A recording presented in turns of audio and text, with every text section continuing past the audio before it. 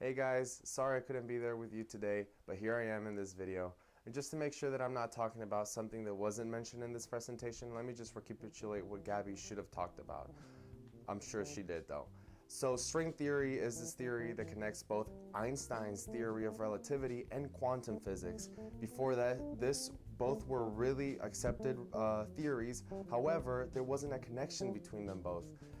Counter-arguments say, though, that string theory shouldn't be accepted. The falsification rule applies, saying that because string theory can't be tested or falsified, it can't be considered a scientific thing.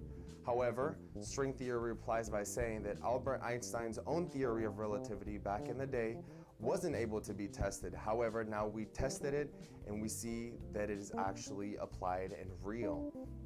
Another kind of argument against the string theory is that we shouldn't deviate from the scientific method too much.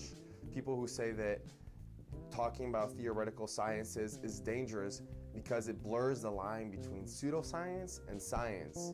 However, string theories say that just because it can't be tested right now, that doesn't mean that we shouldn't put our minds to it and try to solve this problem, since it might potentially pretty much solve all the